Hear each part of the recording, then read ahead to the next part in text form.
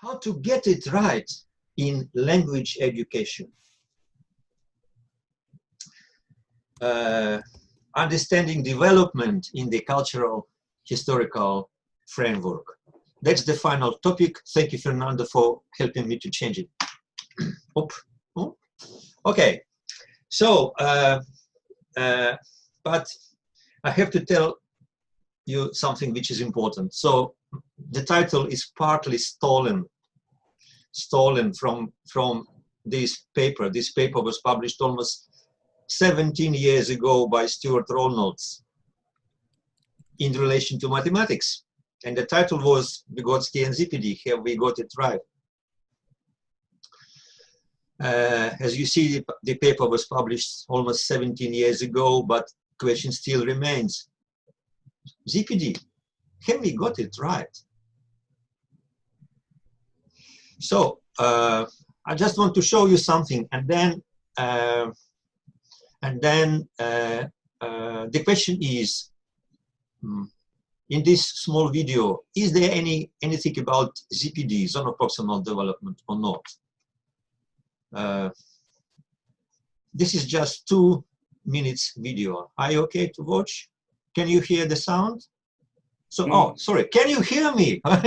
Yes, we can. Okay, good, but good. We can't hear the video, so. No, not yet. Let's Moment. see. Yes? I'm afraid not. No, I'm sorry. Hi. You have to get into share screen and you have to press on your left hand side. Yes. Share Computer sound.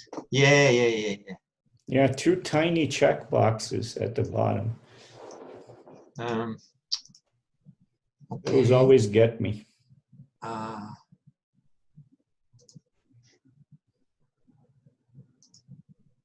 Yeah, share computer sound. Yes. There you go. So I'm very sorry. Morning. That's fine.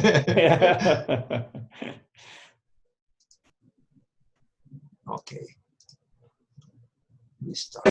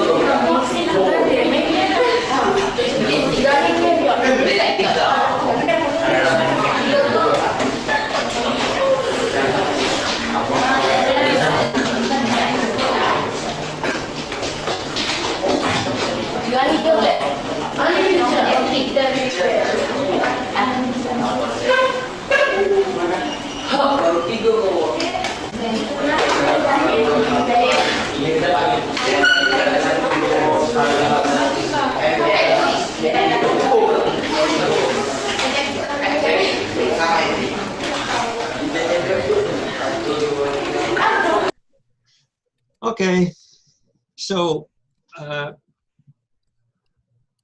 very easy.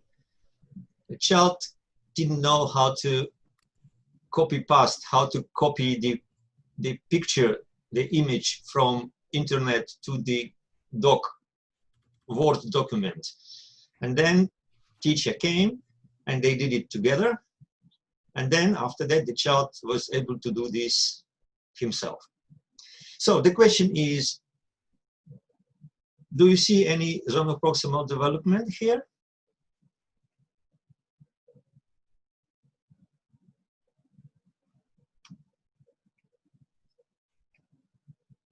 I'm trying to find questions, answers.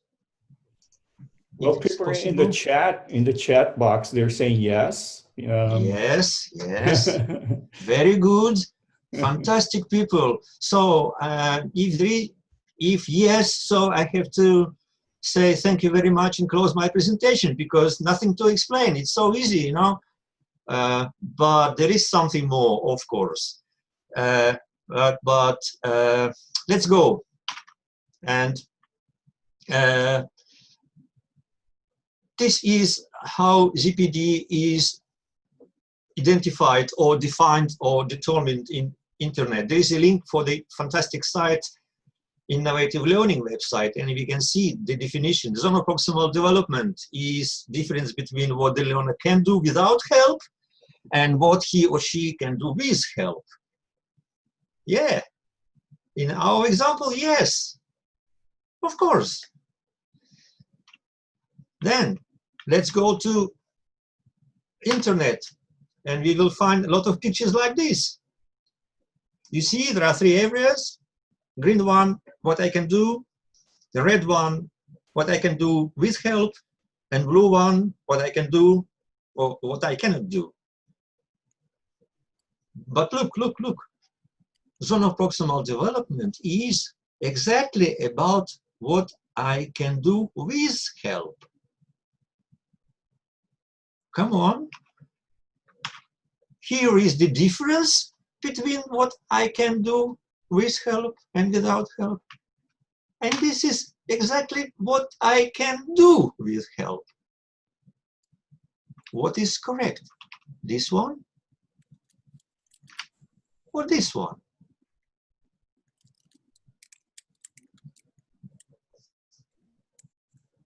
So, if we try to understand what ZPD is from internet, we can find very different explanations. And we feel confused. What is right? What is wrong here? Which of these two reflects ZPD in a proper way? Whew, okay. What I'm going to do, what I'm going to present is how Vygotsky's scholars, how Vygotsky's experts, and how Vygotsky himself understood and understand what zone of proximal development actually is. The point is that we probably sometimes do not get it right. And how to get it right is the topic of my presentation. I put here 3 quotations from 3 different papers. First from Palinskar, 1998, almost 22 years ago. And then 2 quotations from the paper of 𝗟𝗪𝗪 from 2003. And look what Vygotskians say about that. ZPD is one of the most used and least understood constructs to appear in contemporary educational literature. Most used and less understood. But how to understand? This is the answer 𝗟𝗪𝗪𝗪 gives to us. Vygotsky's concept of ZPD is more precise and elaborated than its common reception or interpretation. More precise and elaborated than this or that.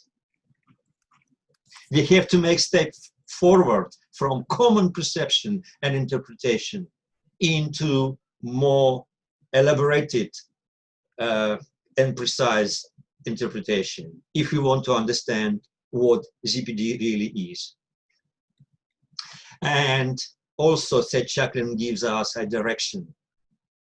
He says zonal proximal development is not concerned with the development of skill or of any particular task,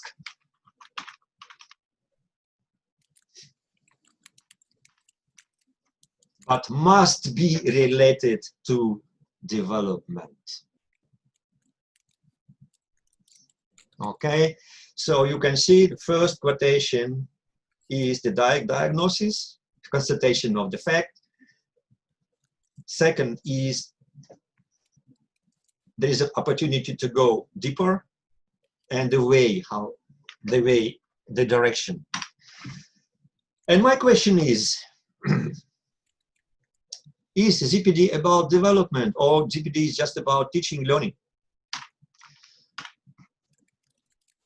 To answer this question, I would love to suggest you to make a tour, to go together with me to Vygotsky's texts. Because I think very good way is just to ask the author, what do you mean?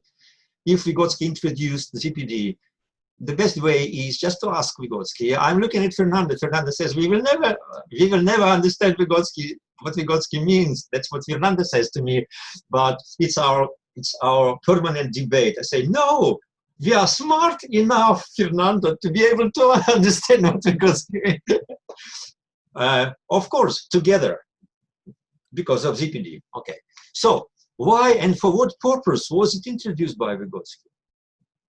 What was the idea to introduce ZPD? Why it was needed? How is it related to development? Why ZPD is more precise and elaborated than its common perception or interpretation? And finally, how this new, more precise and elaborated understanding might improve our teaching of languages. For example, English as a second language. Are there any practical applications of this more precise and elaborated understanding of ZPD? What is the potential of ZPD? We probably don't use enough because we are tight, we are limited by everyday and narrow interpretations. These are the questions I would love to touch a little bit during my presentation. My time runs, that's why I have to run. I have to fly. Where are my wings? I don't know. Okay, we'll try. Okay. So, coming back to Vygotsky, I want to start with the text, original Russian text, the text where the concept of ZPD was introduced by Vygotsky, and in the text where it was clearly explained. So it might be translated as mental development of children in the process of learning. The text was published in 1935, 1 year after Vygotsky's death. And this is how it looks in Russian. And this is the author. I'm 120% sure that everybody can recognize this gentleman. But the problem is that in Russian, умственное развитие cannot be translated as mental development, because умственное развитие is from the Russian word which is the intellect, the intelligence. So it's rather better to be translated as intellectual development. In the process of learning, now we are coming to обучение, because Russian word обучение can hardly be translated as learning. And this is a problem number one. If we want to understand what ZPD means, we have to first start with the what learning is and what обучение is, and what's the difference between обучение and learning. Обучение. Okay. Can I repeat again, Fernanda? Обучение. Okay. So, intellectual development of children in the process of обучение. So,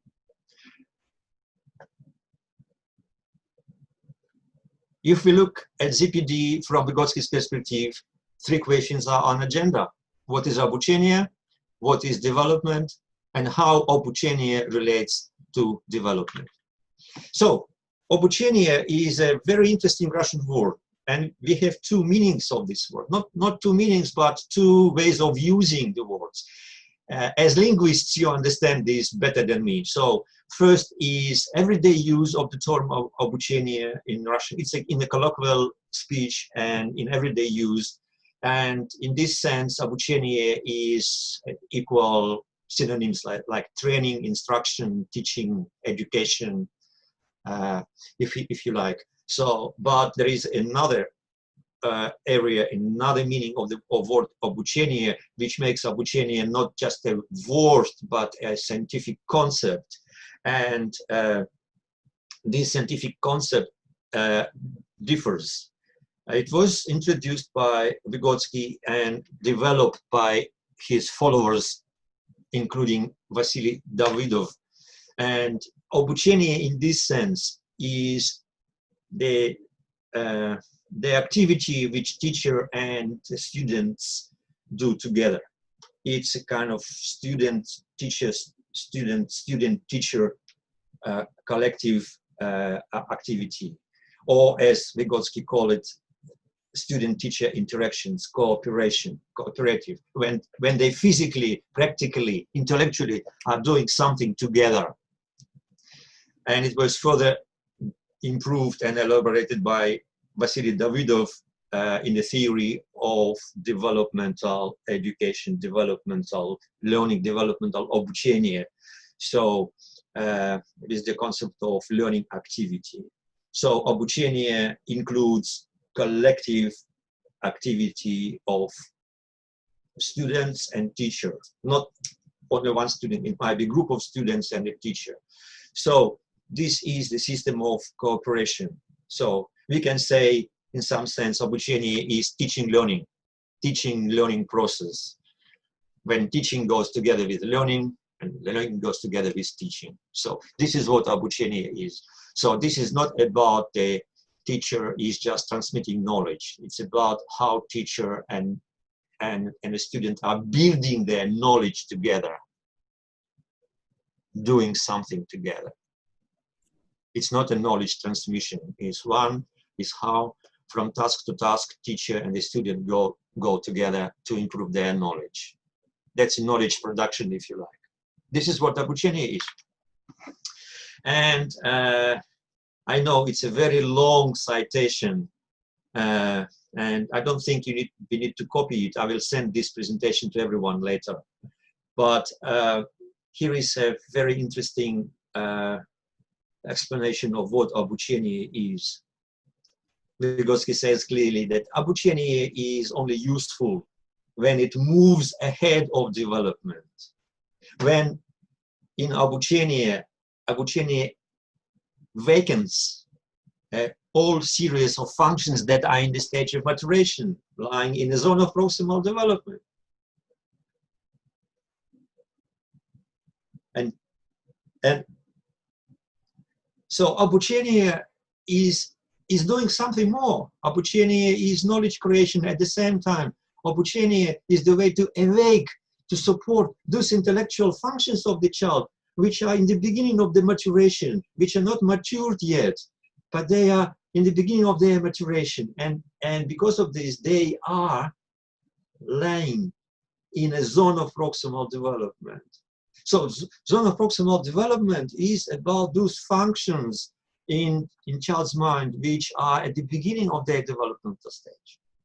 And Vygotsky continues, this is the major role of обучение in development. The major role of обучение in development is to be focused on those intellectual functions of the child which are at the beginning of the stage. And then Vygotsky continues, this is what distinguishes обучение of the child from the training of the animals. Because animals also can do something. This is also what distinguishes обучение of the child, which is directed toward his development,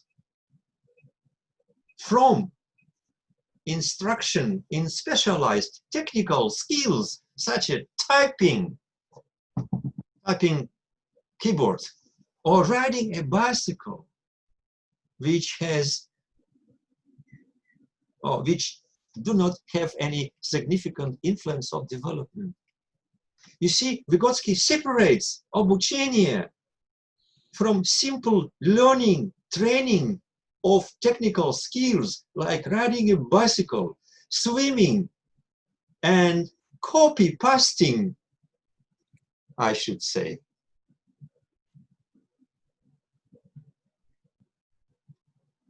When teacher comes to the child and shows him how to copy-paste, it is not обучение. It's very good learning. It's very good training. It might be instruction. It might be everything. But according to Vygotsky, it's not обучение. Wow. I don't know what do you feel now? But I feel very interesting. What's 𝗵𝗱𝗃 is? 𝗵𝗱𝗃 is something which is more than just simple technical skills training, be it swimming, riding a bicycle, copy pasting, and many, many other things. So, in other words, good 𝗵𝗱𝗃 is only that 𝗵𝗱𝗃 which moves ahead of development, which leads development, which means that 𝗵𝗱𝗃 is focused not on what child can do, on what child can already do without help. It is focused on those intellectual functions of the child which are in the stage of maturation. So this means that these maturing functions are in the zone of proximal development. And for me as a teacher, never mind what I teach, mathematics, English, whatever, to make 𝗵𝗱𝗃 good 𝗵𝗱𝗃 and productive 𝗵𝗱𝗃, we need to identify these psychological functions of the child which are not completely matured, but which are in the process of maturation. And for this purpose, to make my 𝗵𝗱𝗃 good, I need to identify child's zone of proximal development. I need a method, I need a diagnostical tool to identify which functions in this particular child or in these children are in the process of maturation, to build 𝗵𝗱𝗃 focused on those developing functions. So we are coming to the answer that ZPD is a diagnostical method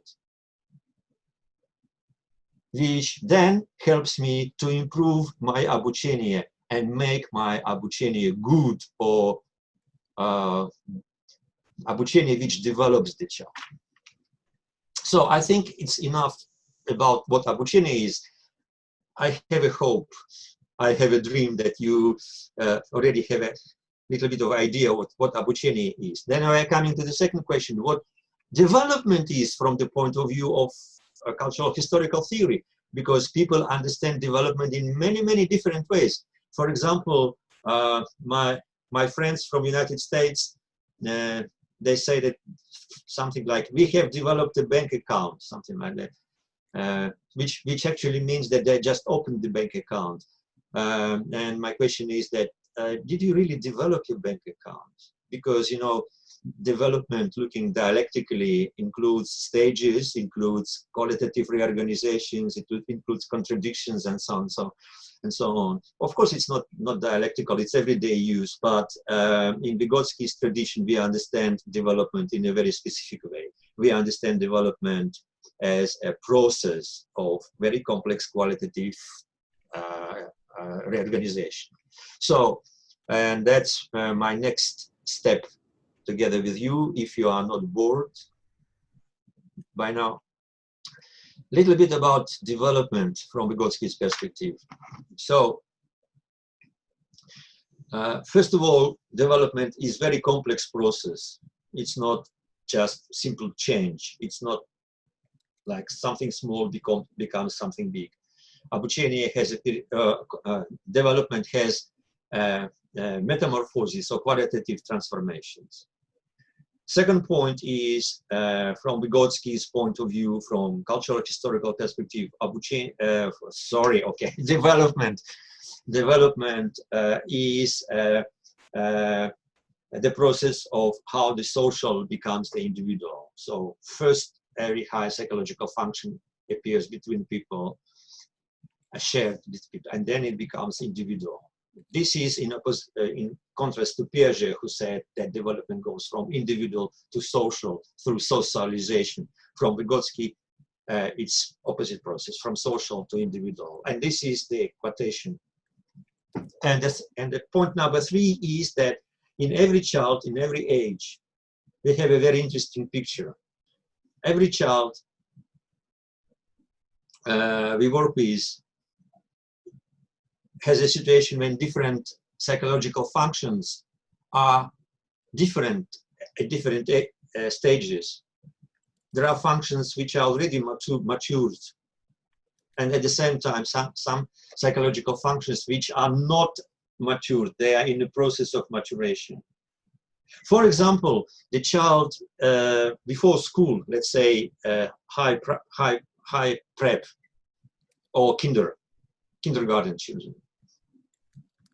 Traditionally, typically, normally, they have quite developed memory, because memory is one of the functions which develops rapidly in the first years of life. Their memory is quite well developed. They can remember things. But what about abstract thinking then? So children at age of 5 or 6 are hardly able to think abstractly. Of course, they can understand some ideas about what nature is, but of course, we don't expect from them that they can think the same level as, for example, children of the high grades, like high school. That's why we don't teach children at this age the highest level of mathematics, because these functions are just in a bad state. So, and this is very important thing, because then we have to clearly identify those psychological functions of the child which are at the beginning of their development, to focus our обучение on them. And I love this quotation, I love this metaphor of Vygotsky, the metaphor of the teacher and the gardener. I remember fantastic gardens in Brazil when I visited. I'm so sorry I cannot come again to your beautiful, marvelous country. Lots of gardens and fruits and flowers, but this is a metaphor.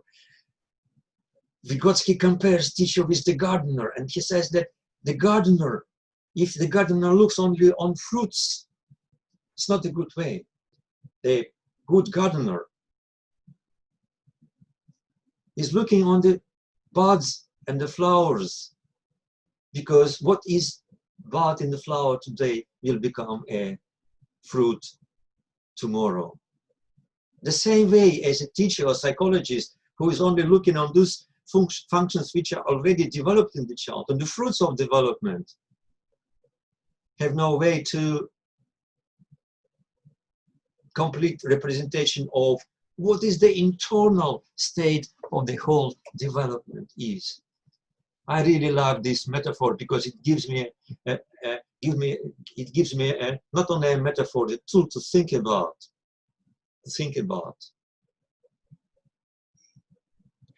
Okay.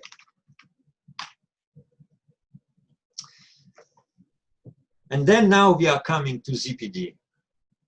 I think I tried, I don't know how it goes, but I tried to explain to you what обучение is and what development is. Now we can make a final step just to combine this and this. So zonal proximal development is a distance. ZPD is a distance, not the difference, but the distance between two levels. Level of actual development of the child and the level of potential development of the child.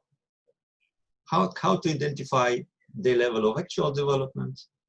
With the help of tasks. We give the task to the child and look, if the child can solve the task independently, this is a good tool for me to identify the level of actual development of the child.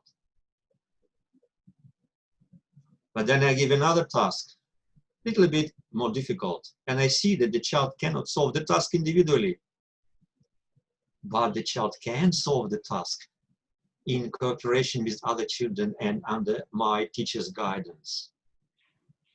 This is very interesting that I as a teacher, I'm the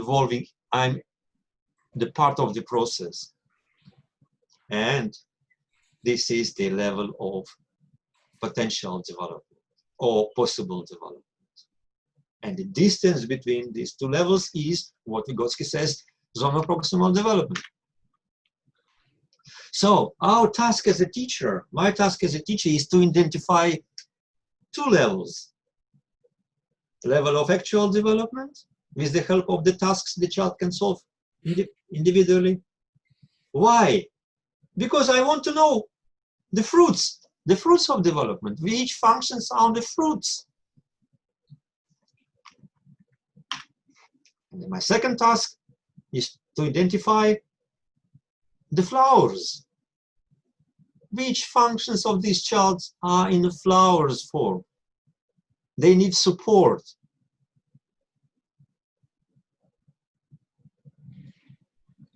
How? Easy. To provide the child with the tasks child cannot solve individually, but can do with the help of myself and in cooperation with other children. So this is task 1 and task 2, using intellectual tasks as a tools. So, in other words, ZPD is the difference between two levels. Actual level determined by functions of the child which are mature. Level of possible development determined by the functions which are in the process of maturation, buds of development, or flowers of development. How?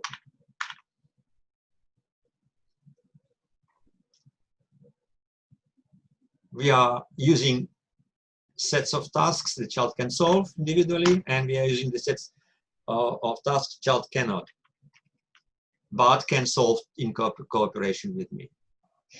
You see how far we went from our two minutes video about teacher just copy-pasting. It was just copy-pasting. It was nothing about functions, intellectual functions, which are on the fruits. Okay. In other words, I'm summarizing what the child is capable to do in cooperation today. He or she will be capable to do individually tomorrow. The level of actual development characterizes the successes of development, the results of development for yesterday. And the zone of proximal development characterizes the development of tomorrow. And if myself as a teacher, if I want my 𝗷𝗚𝗱𝗂𝗪 to be successful, to be good, to be productive, I have to focus my 𝗷𝗚𝗱𝗪 on zone of proximal development, because by doing this, I'm supporting the child development for tomorrow. I build a perspective for the child.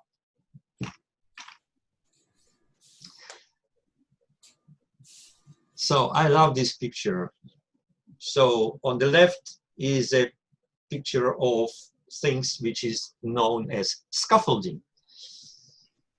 And on the right is a picture which is known as a process of maturation, when the flower becomes the fruit.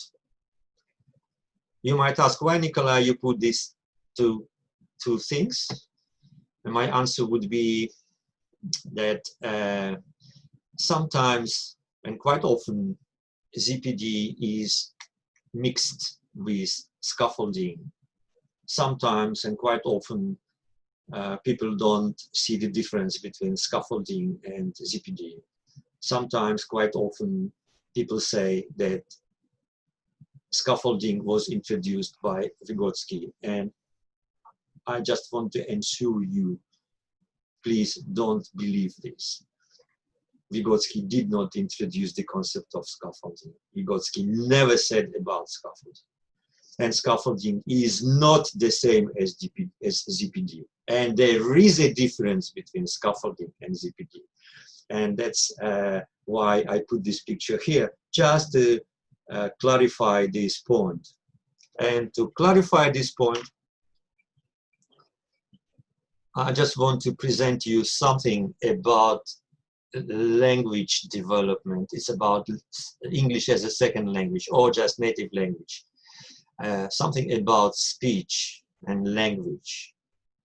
I'm coming to the field I don't feel comfortable with. This is the field of linguistics.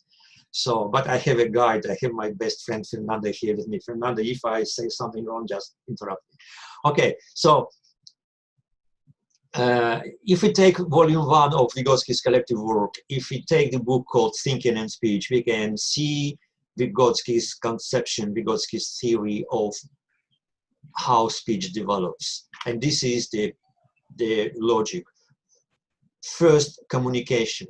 Vygotsky says that speech, child speech develops only through communication with others. When a mom speaks to the child, when the child speaks from babbling, then uttering, then coming more and more complex. So,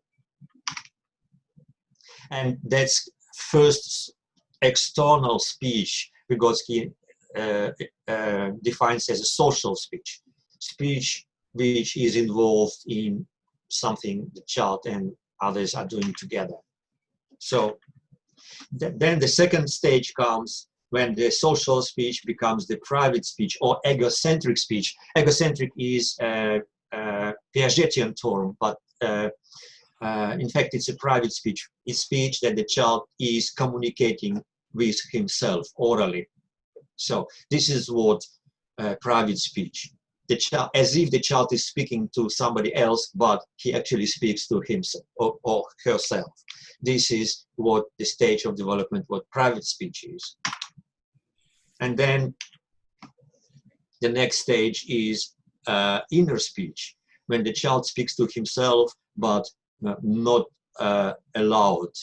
It's like speaking without external sound. And finally, the stage of thinking comes. As an English teacher, I was always wondering, what is the highest level of language proficiency? What is the highest level of language proficiency? And answer is clear. The highest level of language proficiency is ability to think in this language. At least one of the characteristics. I'm looking at Fernanda. Fernanda, am I okay still? Vice versa? I cannot hear you. Okay. I cannot hear you. You are muted. We'll debate later.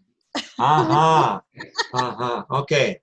So this is Vygotsky's model of stages of development of speech. And you can see here, where are the buds and where are the fruits?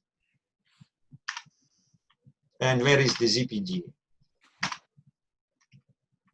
ZPD is this, because buds are social speech, the child speaking as part of communication. And inner speech and thinking are the fruits. This is not about development of speech in second languages. This is about child's native language, native speech. Okay. So, and as a teacher, what I need, I have to organize the process of communication in such a way that the child will develop social speech, which will then become inner speech. I can help the child to make this move.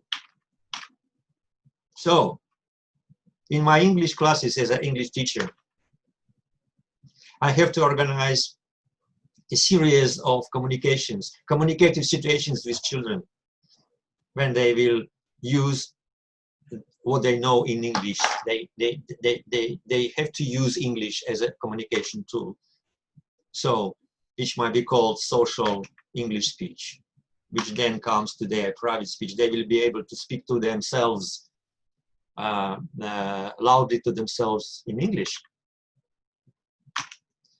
Then it will come to inner speech. They will be able to think to speak to themselves internally in English. And after that, they will be probably able to think in English. Not just to think in Portuguese, then translate mentally to English and then speak something. So they will be able to start just thinking in English and then speaking in English. That's what happens. When I speak Russian, I just speak Russian. When I speak English, what I'm doing is not thinking first in Russian, then translating in English, and then speaking. No, my mind changes, and when I speak English, I think English. When I speak Russian, I think in Russian. So I'm just changing the languages. I'm changing the tools.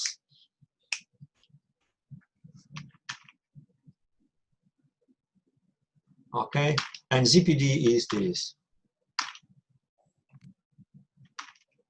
And I just want to, I have 10 minutes or maybe 5 minutes. I just want to show you one of the research. I was a supervisor. This is my fantastic student, 𝗟𝗱𝗂𝗪𝗍𝗍, and she did the research about second language, L2, learning in Saudi primary schools, in schools of Saudi Arabia. And there were 3 ideas in her dissertation, her thesis. First, language acquisition and speech development. So there are 2 different processes. During classes, we acquire language. We learn English words, we learn English phrases, we learn the grammar. So, but it's not enough, because there is another process of development of our English speech, which is not the same as language acquisition, which is not possible without, but it's not the same. And the second point I did was the speech and communication, of course, because of speech develops through communication. And then most importantly, she tried to identify zones of proximal development for English speech development in Saudi classes. And I just quickly show you. So you see, she did a collection of the methods Saudi teachers use in their English classes. I think it's all familiar. So in Saudi classes, children are playing games to learn English. They're using CDs, songs, short dialogues. They're making pictures of the families. And they are using smart boards, whiteboards, and blackboards. And all these methods are quite known. Nothing new. But the idea is that all these methods are focused on language acquisition. They are about language more. They are less about speech development. In these forms, children are mostly asked to repeat, to reproduce, to remember, to drill the same things, English phrases, English expressions, English words. It's a sort of technical skill to repeat. But what is missing is development of their ability to speak in English in a communicative situations, to create meaningful messages, for meaning making.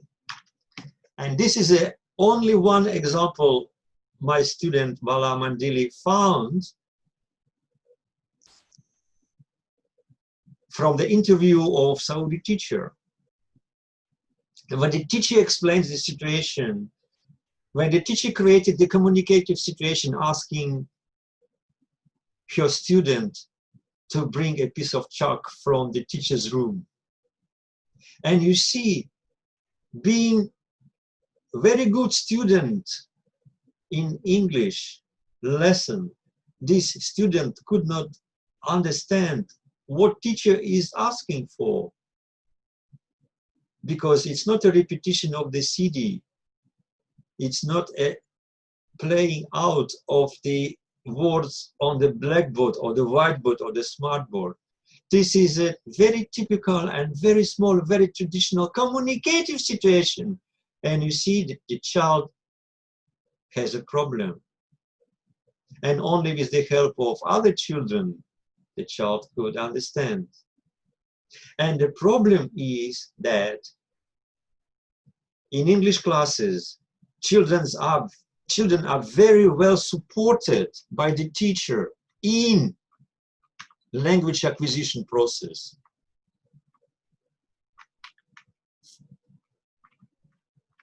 but not as well supported in their development of the ability to speak in English,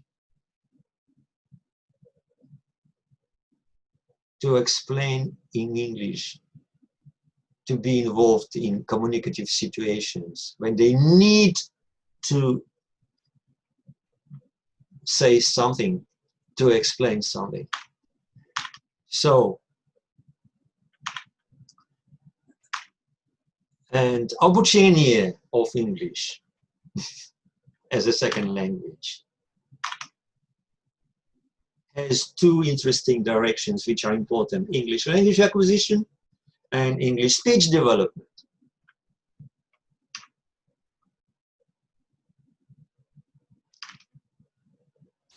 English language acquisition, learning of language, knowing, remembering words, expressions, phrases, grammar, so is the territory of scaffolding. Teacher might support this, but for development of ability to speak in English, English speech needs something else, needs zonal proximal development.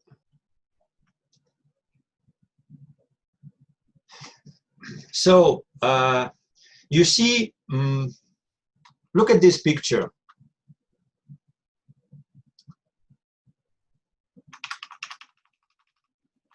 And if you still remember the first one, oops, sorry.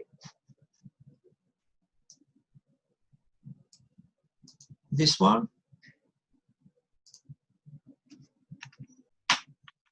Or this one.